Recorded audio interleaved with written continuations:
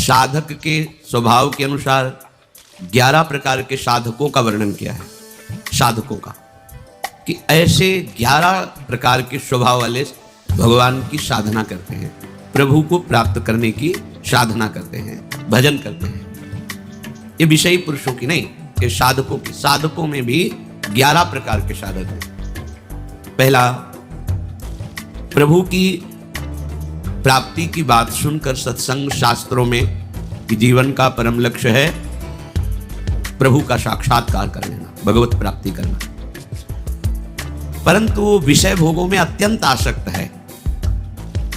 इतना आसक्त है कि विषय भोगों का चिंतन करता रहता है, विषय भोग मिलने पर भोगने की प्रवृत्ति है,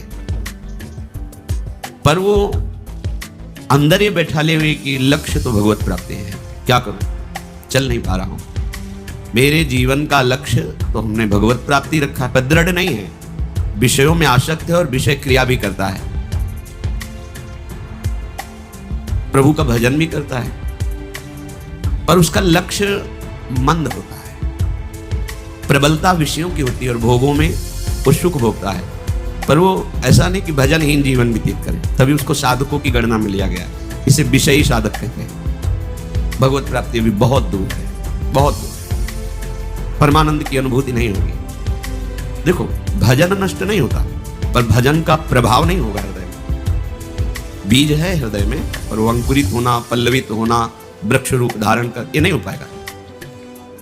हाँ, किसी जन्म में होगा, पर इस जन्म में ये जो स्वभाव बन गया है भोगों के प्रति महत्व बुद्धि, सुख बुद्धि और उसे भोगना, पर कहीं ना कहीं हृदय में बात बैठ गई है कि जीवन का लक्ष्य तो भगवत प्राप्ति ही है, इसलिए कुछ भजन भी करता है, पर उसे भगवदानंद की अनुभूति नहीं होगी और भजन का प्रभाव प्रकट नहीं होगा। क्योंकि जैसे जैसे वो भोगों में लगेगा, वैसे वैसे वो भजन की जो वृत्ति उसने सत्संग और शास्त्र स्वाध्याय से प्राप्त की है, वो मंद होती चली जाएगी।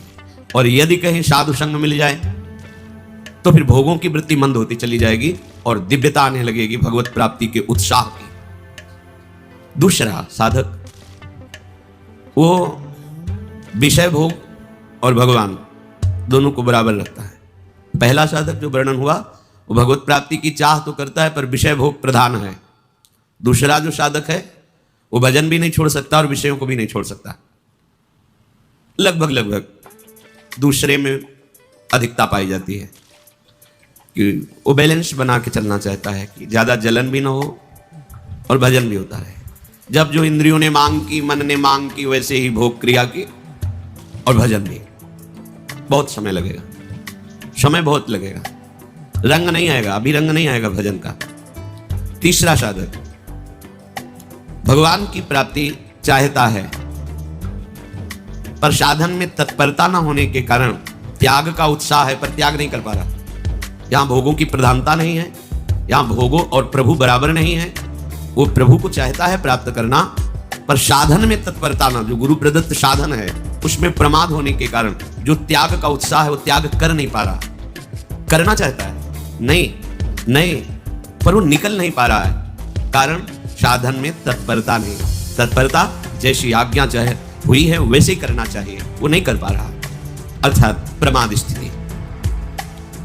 अगर प्रमाद स्थिति रहेगी तो साधन में तत्परता नहीं होगी। तत्परता का मतलब होता है उत्साह पूर्वक जो आज्ञा हुई उसमें दृढ़ता पूर्वक लग जाना। अब उसमें कोई विचार करने की जरूरत नहीं है, जैसी आज्ञा वैसा जीवन। अब त्याग करने की जो बात है उसमें उत्साह भी है और बल भी है, और वो त्याग देगा, आगे बढ़ जाएगा। पर ये जो तीसरे स्वभाव का साधक है वो साधन में तत्परता ना होने के कारण त्याग किसको करना ये भी जानता है, त्याग का उत्साह भी करता है, पर वो त्याग नहीं पाता है। समय लगेगा। सत्संग साधन करते करते जब ये तत्परता आने लगेगी तब वो विषयों का त्याग कर देगा। चौथा, प्रभु को चाहता है, प्रभु से मिलूं, साधन भी करता है, पर बहुत जल्दी ऊब जाता है। इतने दिन हो गए, कोई लाभ तो मिला नहीं, आनंद तो मिला नहीं, भगवान तो मिले नहीं, और मन भी बहुत जला रहा है भोगों के लिए। क्या करूं, भाग जाऊं क्या, छोड़ दूं क्या? ऐसे स्वभाव करता है। बिल्कुल ठीक नहीं, ये स्वभाव बिल्कुल ठीक नहीं। अगर आप ऐसे ही साधन से तत्परता पूर्वक लगे रहें, ऊबे ना, तो ये जो ऊबन देने वाली वृत्तियां ये नष्ट हो जाएंगी। आपका जो आंतरिक हृदय मलिन है वो निर्मल हो जाएगा, आपको आनंद की अनुभूति। ये बहुत नजदीक पहुंचा हुआ साधक है। ये जो ऊबना होता है बस ये हटने की जरूरत है। वो साधन में तो लगा ही है, त्याग की भावना भी है, भजन भी करता है, पर जो हृदय मन में विषयों के आकर्षण से जल रहा है वो उसे पचा नहीं पाता विवेक कम होने के कारण। अगर विवेक प्रधान हो तो अंतःकरण से तटस्थ रहे तो उसको शयन कर जाएगा, फिर ये सब वृत्तियां खत्म हो जाएंगी, भस्म हो जाएंगी। भजन के द्वारा ये असत वृत्तियां भस्म होती हैं। पांचवा, प्रभु के लिए साधन करता है, तत्परता भी है, पर उससे संदेह है कि मेरे जैसे को भगवत प्राप्ति कहां हो सकती है, बहुत बड़ी कमी है। महापुरुषों ने कहा है आशा बंधा समुत्कंठा, ये निरंतर आशा रहे कि मैं लगा तो हूं भजन में, लेकिन प्रियालाल अपनी कृपा से मुझे निश्चित प्राप्त होंगे, गुरु कृपा से निश्चित प्राप्त होंगे, धाम कृपा से निश्चित प्राप्त होंगे, इसमें बिल्कुल संशय नहीं होना चाहिए। पर पांचवें कोटि का जो उपासक होता है उसको ये विश्वास ही नहीं हो पाता इन बातों पर, साधन भी करता है पर उसको लगता है कहां मेरे को भगवत प्राप्ति होगी, नहीं होगी। ये कुछ परमार्थ मार्ग ऐसा है कि यदि आपने ऐसा सोच लिया तो नहीं होगी। जब गंगा किनारे भ्रमण कर रहे थे तो हरिद्वार के एक महापुरुष, उनका लाल स्वामी नाम था, वो एकांत सेवन कर रहे थे। उनके पास जब दर्शन करने के, वो खेचरी मुद्रा में अधिक समय तक रहते थे, योग की एक खेचरी मुद्रा है उसमें वो रहते थे। रात्रि में समय दिया उनके शिष्यों ने कि आप आके वार्ता कर सकते हैं। रात में 10 बजे के लगभग गए, प्रणाम, बड़ा ही मृदु स्वभाव, अमृतमयी वाणी, गंभीर भगवत स्वरूप है। तो उन्होंने डायरी लेके गए थे कि कोई शब्द भूल ना जाए, बाहर निकलते ही तुरंत लिखना। महापुरुषों के वचन अमृत होते हैं, उस समय हमारी समझ में ना आवे, पता नहीं कब समझ में आवे, इसलिए वो शब्द रख लेना चाहिए। उन्होंने कहा जैसा तुम सोचोगे वैसा ही बन जाओगे, जैसा बनना है वैसा सोचना प्रारंभ करो, पहला शब्द उनका। दूसरा शब्द, जैसा तुम सोच रहे हो, जो तुम बनना चाहते हो उसके अनुसार जो सिद्धांत है उस पर चलो, एकांत सेवन करो। जो विषय बाधा देने वाले हैं उन पर विजयी हो तो भी उनका संग न करो, उन पर विजय प्राप्त कर चुके हो तो भी उनका संग न करो, क्योंकि जीता हुआ मन भी कभी कभी विषयों में फिसल जाता है, संयोगवशात मरा हुआ मन भी जीवित हो जाता है, इसलिए सावधान रहो। छठवां, प्रभु के लिए पूरी तैयारी कर रहा है, साधना कर रहा है, विश्वास भी है, और अपने शनि संबंधियों को नहीं त्याग पा रहा। छठवां, ऐसा साधक होता है, साधन में भी लगा है, बस वो अपने शनि संबंधियों, रिश्तेदारों को नहीं त्याग पा रहा। वहीं से भोजन चल रहा है, वहीं से वास व्यवस्था चल रही, उनका मिलना जुलना, आना जाना सब वैसे ही, पर वो चाहता है भगवत प्राप्ति हो जाए, उसे विश्वास भी है कि भगवान कृपा से मिल जाएंगे, पर वो भगवान की आज्ञा को भूल जाता है कि उपासक मेरे लिए अपने सुहृदों के सुख का त्याग कर देता है। जैसे महाप्रभु हरिवंश चंद्र जो कहते हैं, इस मार्ग में सहजानंद बरसाने वाली स्वामी जी के चरणों का आश्रय दृढ़ करने के लिए अपने परिवारजनों के द्वारा प्राप्त हुए सुख का त्याग, अर्थ के द्वारा प्राप्त होने वाले सुख का त्याग, और बड़ी बड़ी साधनाओं के द्वारा प्राप्त होने वाली सिद्धि सुख का त्याग, ये स्नेह संबंध त्याग करने के लिए बहुत जगह आज्ञा प्राप्त है। तात मात सुत दार देह में मति अरुझय मति मंदा, हित किशोर को है चकोर तुल्लख वृंदावन चंदा, जननी जनक बंधु सुत दारा, तन धन धाम सुहृद परिवारा, सबकी ममता ताग बटोरी, मम पद मन ही बांध बर डोरी। ये कमी रह जाती है उपासक में। जो छठवें स्थिति का साधक है वो भजन भी करता है, तत्परता भी रखता है, पर अपने पारिवारिक रिश्ते सने संबंधियों का त्याग नहीं कर पाता, इसलिए समय लगेगा। सातवें, प्रभु के लिए विश्वास है, भरपूर त्याग है, साधन में तत्परता है, पर सम्मान और बड़ाई प्रिय है। वो अपना सम्मान चाहता है, दूसरों से अपनी बड़ाई, प्रणाम, नमस्कार, कीर्ति चाहता है। फिर समस्या, फंस गया। अभी भगवत साक्षात्कार बहुत दूर है, क्योंकि शरीराभिमान पुष्ट होता रहेगा। भगवत प्राप्ति के लिए सम्मानम कल्याति घोर गरलम, ये जो सम्मान है ये विष है, ये अमृत पान के लिए जो हमारा हृदय तैयार हो रहा है उसमें बाधा पहुंचा देगा।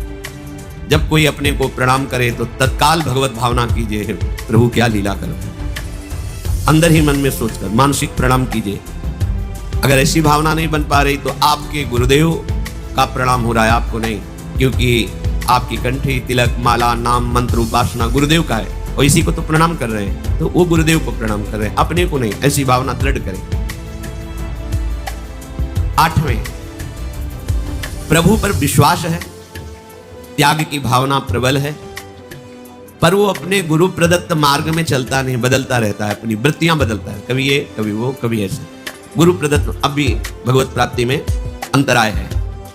प्रभु पर विश्वास है, त्याग भी है, पर वो गुरु प्रदत्त उपासना में दृढ़ नहीं, बार बार मन बदलता है, कभी ये पढ़ा कभी वो पढ़ा, कभी ये अनुष्ठान कभी वैसे ही चला, ऐसा नहीं। सांगो पांग उपासना, गुरु प्रदत्त नाम, गुरु प्रदत्त मंत्र, गुरु प्रदत्त कंत अर्थात इष्ट, गुरु प्रदत्त ग्रंथ, एक सांगो पांग उपासना में मन को समाहित कर दिया, बात बन गई। 9, प्रभु पर विश्वास है, त्याग है, साधन में तत्परता है, पर लक्ष्य दृढ़ नहीं कर पा रहा। हम श्यामा श्याम के श्री चरणारविंद के निज सेवक हैं, हरिवंश बलिदास रसिक अनन्य शान बजायो एक श्याम श्यामा पद प्रीति। बस श्री हरिवंश चरण निज सेवक बिचले नहीं, छाणी रस रीति। चाहे लाभ आवे चाहे हानि आवे, अब तो बेल फैल गई जाने सब कोई। बस दृढ़ निष्ठा, मन क्रम वचन त्रिशुद्ध सकल मन, हम श्री हित हरिवंश उपासी। दृढ़ता, लक्ष्य की दृढ़ता। विभिन्न प्रकार के भगवान की उपासना पद्धतियां हैं, बहुत से भगवान के लीलावतार हैं, बहुत से भगवान के नाम हैं, ऐसे ही भक्त हैं, सब वंदनीय हैं। पर हमें प्रियाजू ने जिस मार्ग में चयन किया है, हम तो जानते भी नहीं थे मार्ग, इस मार्ग को प्रियाजू ने चयन किया है, प्रियाजू ने अपने चरणों की शरण दी है, प्रियाजू ने हमें मार्ग दिया। अब हमको अपनी मनमानी नहीं करनी। अब जो ही कहें करें हम सोई, आयस लिए चले निज दासी, मन क्रम वचन त्रिशुद्ध का सकल मत, हम श्री हित हरिवंश उपासना। दृढ़ता, ये मनमानी आचरण करने का कृपा की अवहेलना करते हुए दिखाई देता है, दुर्गति दिखाई देती है, पर पकड़ नहीं सकते। क्यों? क्योंकि देहाभिमान इतना पुष्ट है कि जो भी बोला जाएगा उसका प्रतिकूल भाव आएगा, रास्ता ही खत्म। ये रास्ता श्रद्धा से चलता है। प्रथम हृदय श्रद्धा जो करे, हमारी बात पर श्रद्धा, हमारे उपदेश पर श्रद्धा, दिए गए भजन सिद्धांत पर श्रद्धा, मार्ग पुष्ट है, चले जाओ, गिरोगे नहीं, हर समय गोद में रहोगे। पर वो देहाभिमानी अपनी मनमानी आचरण करने के कारण वो लक्ष्य में दृढ़ नहीं हो पाता है। 10वां, ये पूर्णता है जो आगे के 2 साधक कहे गए, ये बहुत मंगलमय स्थिति है। प्रभु की प्राप्ति की चाह नहीं, असह वेदना, क्षण भर के लिए भी प्रभु का विस्मरण नहीं, प्राण देने के लिए तैयार है। बस कैसे, कहां जाऊं, किससे कहूं, असमर्थ हूं, अंदर की स्थिति, क्या करूं, किससे कहूं, वो कौन सा आयोग करे, मेरी इस बात को कौन समझे, प्रभु कैसे मिले, असह हो रहा है, वेदना उसके हृदय में। एक पल के लिए भी प्रभु का विस्मरण नहीं, प्राण फूलों की तरह लिए तैयार है कि अगर प्राण देने से प्रभु मिल जाए तो अभी प्राण ले लो। ये है महामहिम स्वरूप, उपासक का ये महामहिम स्वरूप है। अहो भाग्य जिसके हृदय में प्रभु के लिए पीड़ा पैदा हो गई है, व्याकुलता पैदा हो गई है। 11वां, ये उसके ऊपर की बात है, ये आखिरी बात है। बड़े आनंद में निमग्न होकर प्रतिपल भजन में डूबा हुआ है, कोई चाह भी नहीं रहेगी, कोई चाह, ये आखिरी बात है।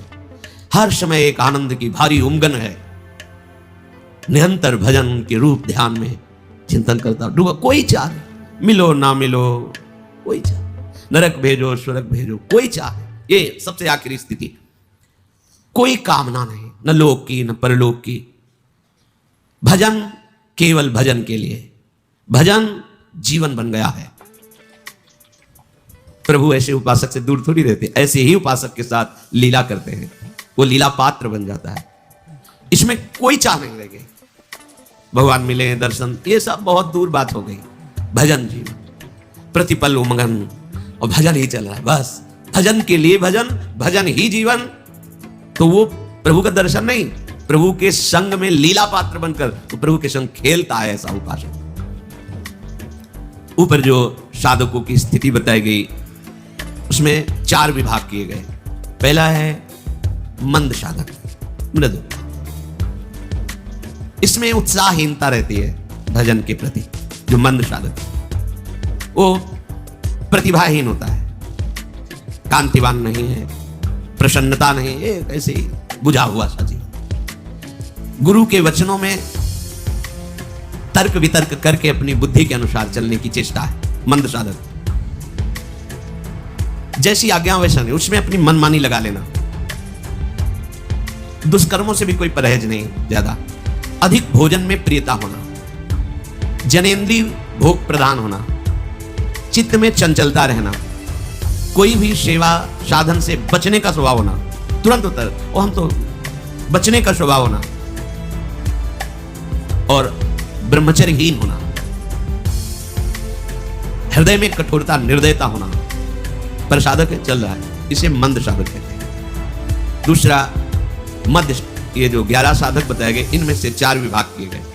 दूसरा मध्य साधक, सर्वत्र समबुद्धि करने की चेष्टा करना। मध्य साधक, कितना भी उसे कोई सताए क्षमा का भाव रखना, हमारे पुण्य क्षीण ना हो, पुण्य बढ़ते रहे, ऐसी अभिलाषा रखना, प्रिय बोलना, गुरु के वचनों पर विश्वास रखना,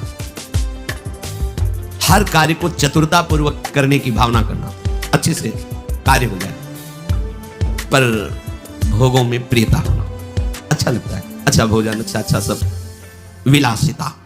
इस दोष के कारण साधक अच्छा है पर वो अभी उत्तम दशा में नहीं आया, मध्य स्थिति में है।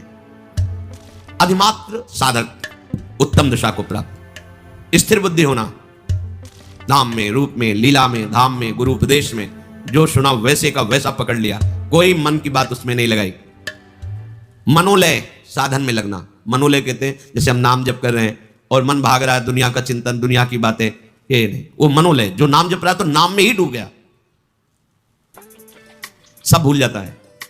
जैसे मंत्राकार वृत्ति एकदम चल रही, फिर खोजने में भी कोई बात नहीं आएगी, क्योंकि खोजने वाला तो मंत्र में लगा हुआ। ये लय के प्राप्त हो रहा है, सब विस्मृत होता जा रहा है, केवल मंत्र सामने है, लय को प्राप्त। ना मनोराज्य हो रहा है, ना कोई अन्य चिंतन हो रहा है, उसी में लय हो रहा है, मन उसी में डूब रहा है। जो अधिमात्र उत्तम अवस्था का साधक है, स्थिर बुद्धि वाला और मनोलय वाला, मन को लय कर रहा है जो साधन में कर। सेवा में तो डूबा हुआ सेवा, वाणी में तो डूबा हुआ वाणी गायन। और वीरशाली अर्थात ब्रह्मचर्य पुष्ट, दयाशील, क्षमावान, सत्य बोलने में, गुरु सेवा परायण में परम प्रवीण, नियमित रूप से प्राप्त हुई गुरु प्रदत्त साधना में महाबुद्धि योग, अर्थात बिल्कुल वैसे ही चलना, बिल्कुल मनमानी नहीं। ऐसा साधक अधिमात्र साधक है, ये बहुत कम समय में सिद्धि प्राप्त कर लेगा। और अधिमात्रतम साधक, अब ये सर्वोत्तम साधक, वो उत्तम साधक और ये सर्वोत्तम साधक, हर समय महाबल का अनुभव होना, विषय त्याग की बात क्या, प्राण त्याग भी उसके लिए एकदम तिनके के समान, महान उत्साह हृदय में रहना, उत्कंठा एकदम।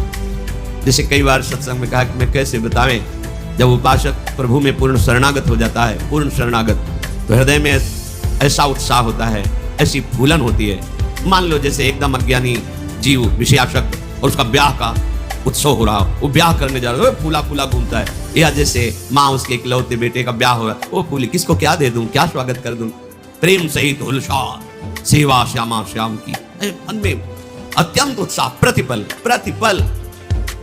पर ये चौथी अवस्था का महापुरुष जो अधिमात्रम साधक कहा गया, उत्तम नहीं अति उत्तम,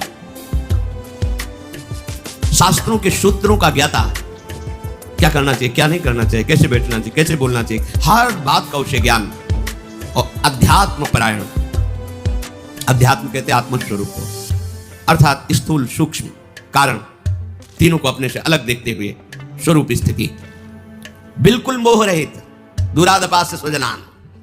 ये बहुत बड़ा भगवत प्राप्ति में बाधक और सहायक है। अगर परिवारजनों से शने हैं तो फिर बड़ा बाधक बनेगा। अलग अलग धर्म का उपदेश है, यहाँ निवृत्ति परायण भगवत प्राप्ति की प्रबल चाह वाले, चाहे वो गृहस्थ वेश में हो चाहे विरक्त वेश में, उनकी बात है। बिल्कुल मोह रहित, किसी भी स्थिति में व्याकुल ना होना, मिताहारी, कम आहार करने वाला, भूख से कम, भूख है 10 रोटी की, जितने कम से काम चल जाए। शरीर की दिनचर्या चलनी चाहिए, ब्रह्मचर्य ठीक रहना चाहिए, निरंतर भजन होना चाहिए, इसके लिए आहार चाहिए, उतना ही आहार।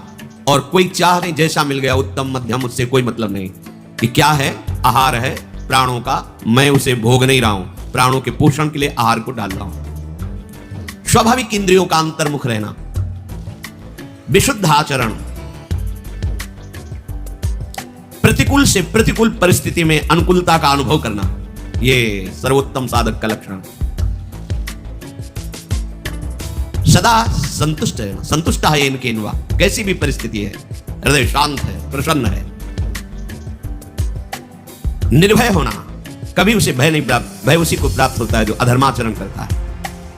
सुशील और अपने भजन साधन स्थिति को गुप्त रखने का स्वभाव, भजन साधना स्थिति उसे गुप्त रखने का स्वभाव, कोई पकड़ न पावे किस स्थिति का कितना, जैसे समुद्र की कोई थाह लेना चाहे नहीं ले सकता, ऐसे ही अति उत्तम साधक की कोई थाह लेना चाहे उसकी गंभीरता की थाह नहीं पा सकता है। क्या चीज कोई समझ नहीं सकता। शांत, परम विश्वासी, गुरु पूजन परायण, लोक संग से विरक्त, सर्व साधन विषयों का ज्ञान और परोक्ष ज्ञानी अर्थात आत्मानुभूत से युक्त, ऐसे उपासक को अधिमात्रम साधक कहते हैं। ऐसे उपासक को भगवत प्राप्ति में विलंब नहीं होता, वो जब चाहे भगवत दर्शन कर सकता है, जब चाहे। बस हमें इन बातों का मनन करना चाहिए। जहां हमारी कमजोरी है उसके त्याग के लिए हमें उत्साह संपन्न बनना है। उत्साह संपन्न हमें दो ही बना सकते हैं, साधन को हरि भजन है, कै सत्संग सहाय। उत्तम साधना खूब नाम जप करो और सहयोग सत्संग देगा।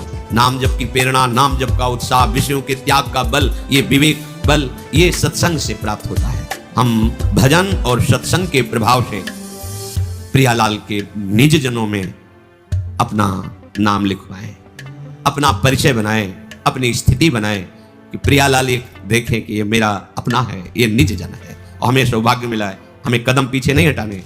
जो हमें स्वीकार किए वही हमें बलवान बनाएंगे, वही हमें आगे बढ़ाएंगे। हम उत्साहहीन होकर विषयों में गिरे ना, अनुकूलता के गुलाम ना बने। भारी से भारी प्रतिकूलता में भी हमें अनुकूलता दिखाई दे। मेरे प्रीतम का कोई गूढ़ रहस्यमय चरित्र है ये, जो मुझे उठाने के लिए पक्का पक्का। एक बार हम बहुत अंदर से होता है, कई ऐसी परिस्थितियां आती हैं कि साधक ऐसा अनुभव करता है कि मैं असमर्थ हो रहा हूं। व्याधियां, कहीं किसी भी तरह की कोई व्यवस्था नहीं, कहीं कोई बोलने वाला नहीं, एकदम निराशा ही निराशा। न औषधि है, न कोई सहयोगी है, न। तो पूज्य मामा जी महाराज बक्सर वाले पधारे हुए थे, उनका संयोग प्राप्त हुआ। तो बहुत ही निर्मल संत, वैष्णव जनों के द्वारा ही पता चलता है कि वैष्णव महिमा क्या होती है। वयोवृद्ध संत, आओ आओ महात्मा बैठे, चेहरे की तरफ उदास क्यों। तो महाराज जी एक प्रश्न हमारे मन में आपके प्रश्न से आया, क्या शरणागत की ऐसी भी दशा होती है जो अपने को असहाय और असमर्थ और गिरा हुआ महसूस करने लगे? तो हाँ होती है। ऐसा क्यों होता है महाराज जी? तो उनका फुटबॉल के वो हाथ, खिलाड़ी के हाथ का फुटबॉल है, फुटबॉल को नीचे पटका गया है, पर वो नीचे टिकेगा नहीं।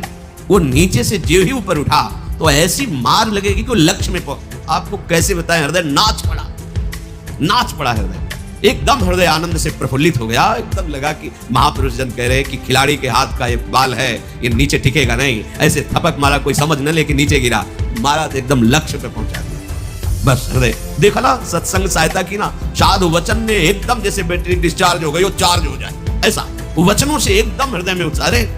नहीं, निराश नहीं, ये परिस्थिति है, निराशा के लिए नहीं है, ये तुम्हें ऊंचे उठाने के लिए है। महापुरुष जन कह रहे हैं गेंद नीचे गिरा है, उसको देख के हंसी मत करो, वो साधारण गेंद नहीं, वो खिलाड़ी के हाथ का, उसी ने थपक मारी है नीचे, काहे के लिए? ऊपर लक्ष्य वेद के लिए। बिल्कुल पक्का समझो, भारी से भारी प्रतिकूलता में भारी अनुकूलता छुपी हुई है। उपासक किसी भी परिस्थिति में कभी अपने आश्रय को न छोड़े, मार्ग को न छोड़े, अपनी भावना को नीच ना होने दे, निराश ना होने दे।